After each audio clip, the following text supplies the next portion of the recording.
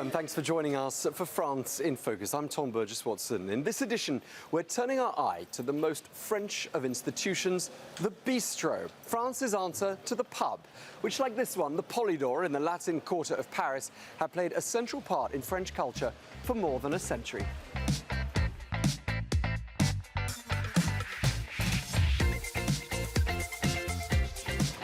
Hundreds of eateries just like this one open their doors across France every single year.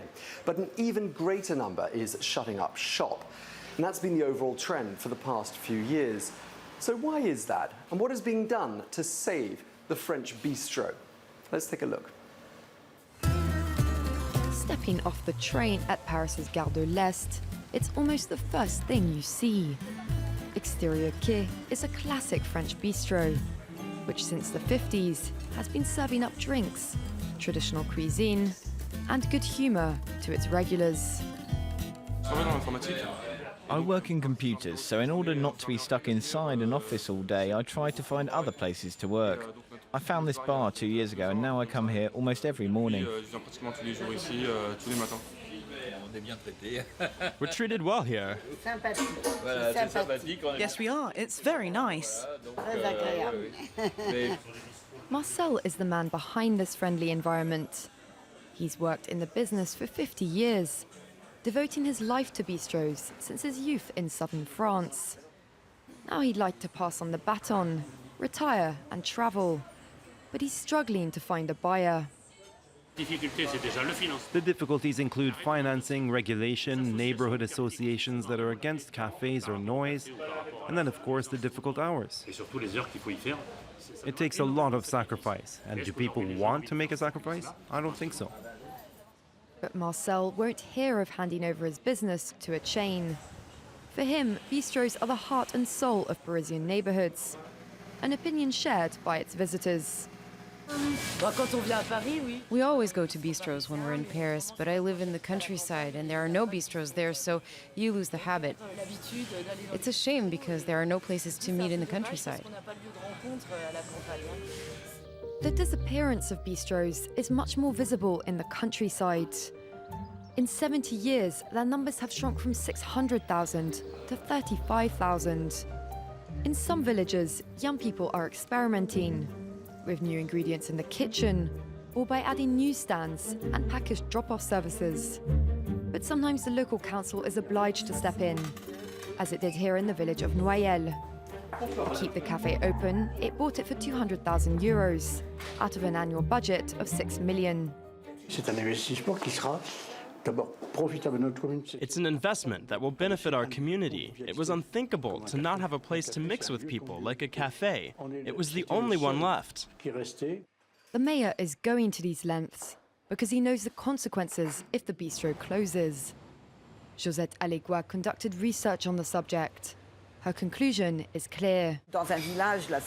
In a village, it's a dramatic loss, since it's the only place where you get kids coming home from football with their coach, sitting next to elderly people playing cards. All this social mixing, these activities, disappear. It's a disappearance linked to changing lifestyles. Once a crossroads of society, the bistro is in danger of becoming the exclusive preserve of the privileged and tourists. Bonjour.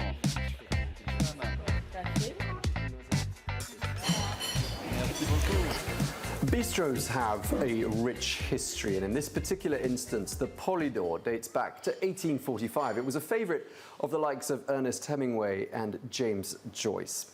It also featured in the Woody Allen film Midnight in Paris. Well, to tell us more about bistros and their cultural significance, I'm joined now by historian Laurent Bill. Thank you very much indeed for joining us, Laurent. That's my pleasure. Let me just start by asking you, what is a bistro? A bistro is a place where you come to meet people. It's also a place where you can come and read, spend time by yourself. It's open during the day and in the evening. It's an absolutely essential place for the city and people who live in cities, but also for people who live in the countryside. Bistros play different roles for different people. Bistros have played a pretty important part, haven't they, in French cultural history. What would you say is the role of a bistro in the history of French culture? I would answer with another question. What did Joyce and Hemingway come for? I think they came for two things. They immediately found here. The contact with the people. Bistros are a testament to popular history. Everything is played out here, the good times, times of fear, indignation, and anger. But they also came looking for something that you find in Parisian bistros, which is fundamentally literary. The thing is, we can't tell the story of French literature without telling the story of French cafés. That's where writers would meet. Montmartre, Le Chat Noir, Le Lapin Agile are all bistros and cabarets. La Coupole near Montparnasse, Le Café de Flore near Saint-Germain-des-Prés, those are all bistros. The history of French bistros and the history of French literature are deeply linked. What sort of a role did bistros play in France's revolution, do you think?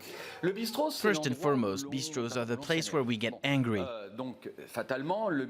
It has a certain cathartic use, and people, folks, come here to vent their indignation. But when venting is not enough, bistros are also the place where protests are organized. This is where people come to talk, come to meet. When the revolutionary sans-culottes held meetings in and around Paris, they often met in bistros. Is there a period in French history that you would consider to have been the golden age of the French bistro? Well, technically, the golden age of bistros was during La Belle Époque, France's golden age, before World War I. And it's probably not a coincidence, as Dominique Khalifa said recently in his book, that the golden age of France was the golden age of bistros. Back then, there were over 300,000 bistros in France, 50,000 in Paris alone, which is quite substantial. There are about 8,000 left today. Okay, and finally, Laurent, when you walk into a bistro, you reach for the menu, what is the first thing you would typically order? Du café? Coffee. Coffee or wine. I don't usually eat in bistros. I read. I read the news or I read a book, and I never eat while I read. I also wait for people, and I never eat while I wait. Also, when I was younger, a while ago, I would try to charm young women, and you can't really do that while eating some sausage and mashed potatoes. Okay, well, cultural historian Laurent Bill, thank you very much indeed for speaking to France 24. Thank you. Well, wouldn't it be nice to spend an entire day people watching in a place like this? Well, probably you don't have the time to do that, so we'll save you the trouble. A France 24 team has gone and done just that to find out what happens in a place like this during a given day. Un café ou un allongé?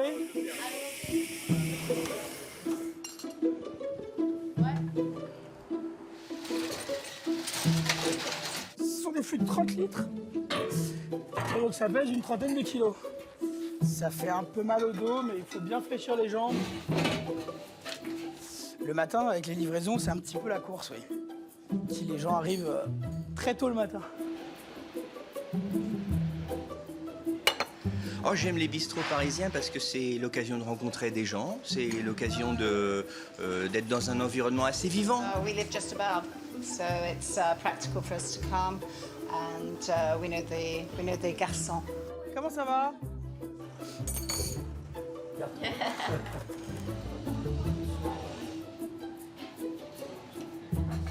C'est Paris.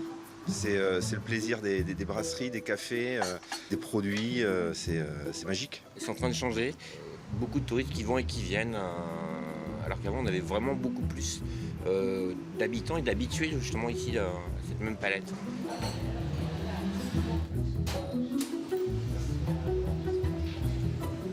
Les cafés, pareil, ça fait vraiment une grande partie de la culture française et c'est surtout ça qui m'a marqué il y a 3 ans quand je suis venue pour la première fois ici. Merci. Je vous conseillerais plutôt le Sainte-Marie qui est nettement mieux. Désirez-vous un dessert ou un café? Ce qui m'énerve le plus dans ce métier, c'est que les clients s'installent sur une table qui n'est pas débarrassée alors qu'il y a plein de tables propres disponibles à côté.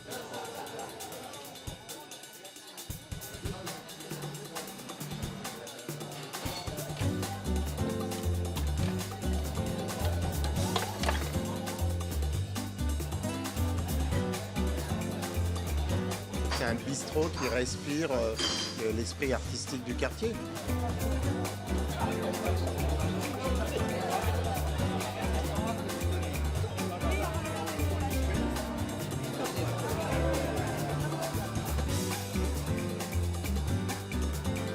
Well, that's it for this week's edition of France in Focus. Thank you very much indeed for watching. We'll see you again soon here on France 24.